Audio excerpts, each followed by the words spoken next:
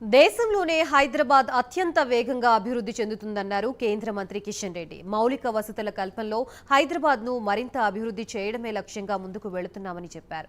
Bouddhanagar division పరిధిలోని పార్సీగుట్టలో MP నిధులతో నిర్మించిన రెండంతస్తుల కమ్యూనిటీ హాల్ని కేంద్ర మంత్రి కిషన్ రెడ్డి ప్రారంభించారు. హైటెక్ సిటీ, గచ్చిబౌలి లాంటి ప్రాంతాలు అభివృద్ధి చెందిన మాదిరిగానే బస్తీలు, వెనుకబడిన ప్రాంతాన్ని కూడా అభివృద్ధి చేసేందుకు పక్కా ప్రణాళిక రూపొందిస్తున్నట్లుగా తెలిపారు. హైదరాబాద్ నగరం నుంచి రాష్ట్ర ప్రభుత్వానికి ఆదాయ వనరులు సమకూరుతున్నప్పటికీ అభివృద్ధి విషయంలో న్యాయం జరగటం లేదన్నారు. ఈ విషయంపై సీఎం రేవంత్ రెడ్డి ప్రత్యేక దృష్టి సారించాలని సూచించారు. ఆగస్టు 15 తర్వాత హైదరాబాద్ నగర అభివృద్ధి అంశంపై అన్ని శాఖల అధికారులతో దిశ కమిటీ ఆధ్వర్యంలో సమావేశం ఏర్పాటు చేసి సమగ్రంగా చర్చించనున్నట్లుగా తెలిపారు.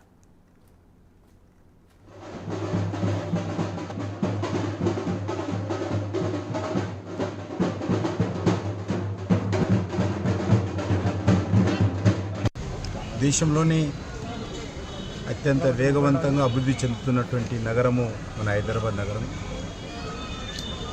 తెలంగాణ రాష్ట్ర రాజధాని, చాలా కీలకమైనటువంటి నగరము.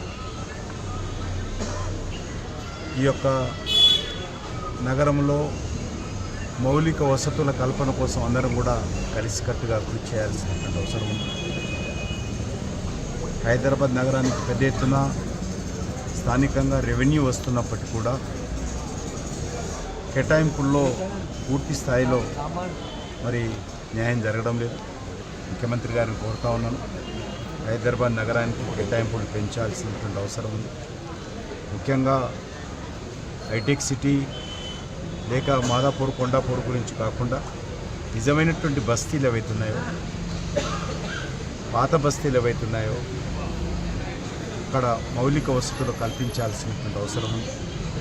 మంచినీటి సౌకర్యం కానీ, డ్రైనేజీ వ్యవస్థ మెరుగుపరచడం కానీ, వర్షపు నీటి కాలువలు పునరుద్ధరించడం కానీ, ఉన్నటువంటి పార్కులను మెరుగుపరచడం కానీ, వీటిపైన దృష్టి కేంద్రీకరించాల్సినటువంటి అవసరం ఉందని చెప్పి గౌరవ ముఖ్యమంత్రి గారు కూడా కోరుతా ఉన్నాను.